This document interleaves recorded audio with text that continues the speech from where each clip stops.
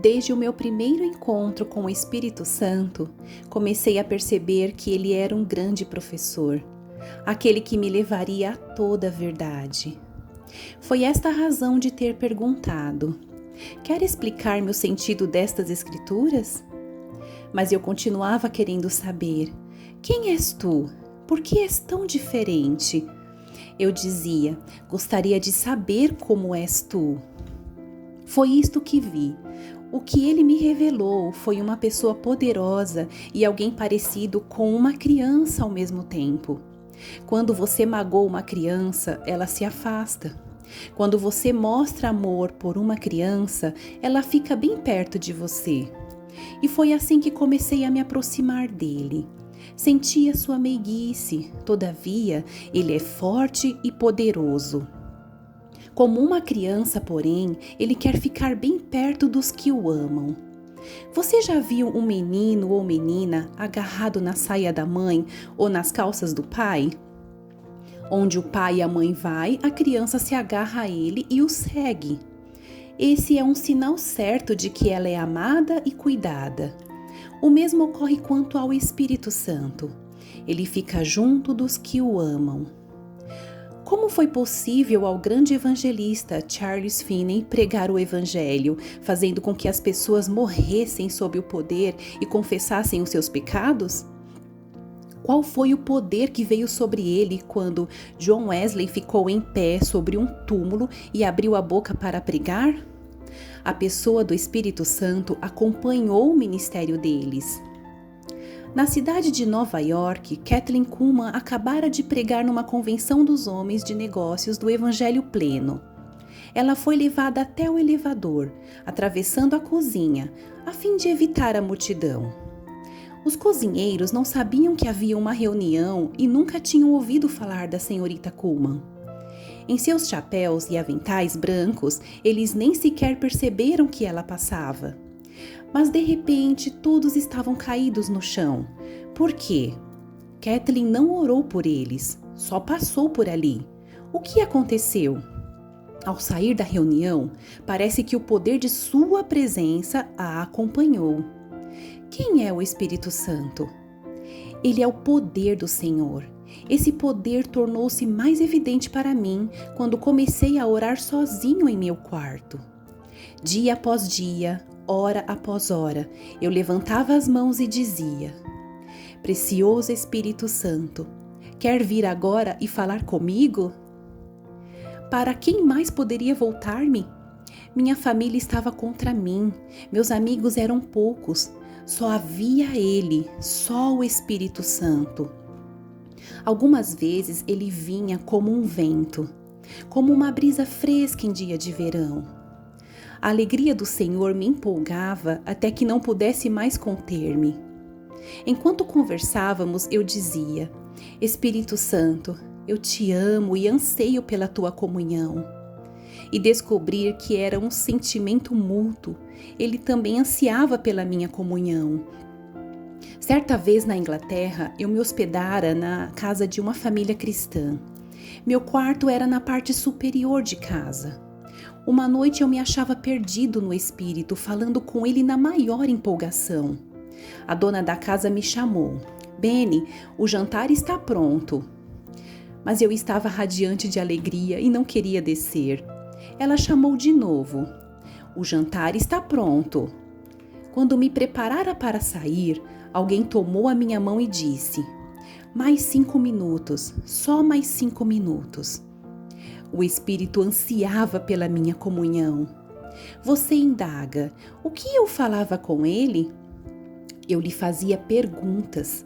Por exemplo, certo dia perguntei: como pode ser distinto do pai e do filho? Ele instantaneamente mostrou-me Estevão sendo apedrejado e me disse: Estevão viu o pai e o filho, e eu estava nele. 3 indivíduos distintos. Estevão recebeu o poder do Espírito Santo para suportar o sofrimento.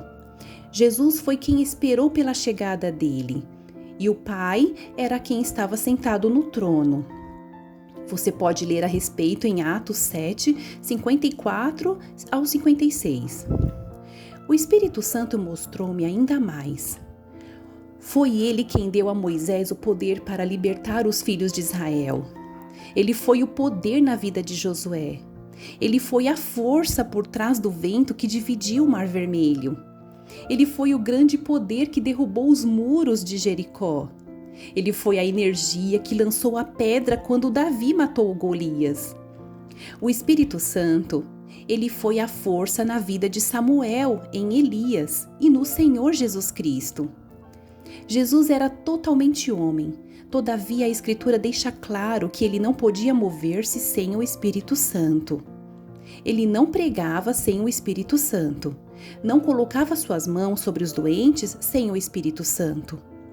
Em Lucas 14:18 diz: "O Espírito do Senhor está sobre mim", disse ele ao iniciar seu ministério, "pois me ungiu para evangelizar." O que aconteceu quando Jesus voltou ao Pai? Os discípulos ficaram subitamente em tal comunhão com o Espírito que todo o seu vocabulário mudou.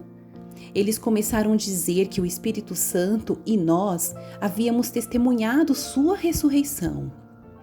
Ele tornou-se parte de cada ato de suas vidas. Estavam em comunhão total, trabalhando juntamente com o Filho. O que deu à vida do apóstolo Paulo poder para suportar as adversidades? E o que havia na vida de Pedro para permitir que até a sua sombra curasse os doentes? Era o toque do Espírito. David Wilkerson fala sobre sua visita a uma mulher de Deus chamada Basileia Shrink. Ele disse que no momento em que entrou no quarto dela, pôde sentir a presença do Senhor. Por quê? Porque ela amava o Espírito Santo. E aqueles que o amam conhecem a sua presença. Quando Jesus estava na terra e os discípulos tinham um problema, a quem eles procuravam? Eles iam ao Filho e perguntavam: "O que devemos fazer?" E ele dava instruções. Mas quando Cristo voltou ao Pai, eles não ficaram sozinhos. Jesus lhes disse: "O Espírito Santo irá guiar vocês, irá consolá-los, irá ensiná-los e fazê-los lembrar de todas as coisas que vos tenho dito. Ele falará sobre mim." Pedro e João passaram a dizer: "Maravilhoso Espírito Santo." Paulo falou de sua comunhão. Depois de Pedro ter sua visão no eirado da casa de Simão, o curtidor em Jope, disse-lhe o Espírito, em Atos 10:19-20: "Estão aí 2 homens que te procuram. Levanta-te, desce e vai com eles nada duvidando, porque eu os enviei." Pedro reconheceu a voz do Espírito Santo e foi esse o início da pregação do Evangelho aos gentios. Como o eunuco etíope converteu-se? Em Atos 8:29 diz: "Então o Espírito disse a Filipe: aproxima-te desse carro e acompanha-o." Filipe reconheceu a voz do Espírito Santo. Não foi Deus quem falou com ele, nem Deus Filho. Creio que o maior pecado contra o Espírito Santo é entristecê-lo, o que significa negar seu poder e presença. Em nenhum ponto das Escrituras você encontra as palavras "não entristeça Deus Pai" ou "não entristeça Deus Filho". Mas em toda a Bíblia lemos "não entristeça o Espírito". Deus disse aos filhos de Israel no deserto: "Vocês entristecem ao meu Espírito." Ele não disse "vocês me entristecem." Jesus olhou para os fariseus exclamando, em Lucas 12:10: "Todo aquele que proferir uma palavra contra o Filho do Homem, isso lhe será perdoado. Mas para o que blasfemar contra o Espírito Santo, não haverá perdão." A pessoa do Espírito Santo é distinta na divindade. Ele é eterno, é sensível. Em vista de Jesus tê-lo dado a você e a mim, ele não vai nos abandonar. O Espírito Santo é um cavalheiro. Ele não entra em seu quarto a não ser que você o convide. Ele não se senta caso não lhe peça. Ele não fala com você até que você fale com ele. Quanto tempo ele espera? Até que fale com ele. Poderia levar meses e até anos. Ele espera e espera. Meu amigo, minha amiga, Você não vai conhecer nunca o seu poder, nem a sua presença, a não ser que vá sentar-se ao lado dele e diga: maravilhoso Espírito Santo, conte-me tudo sobre Jesus.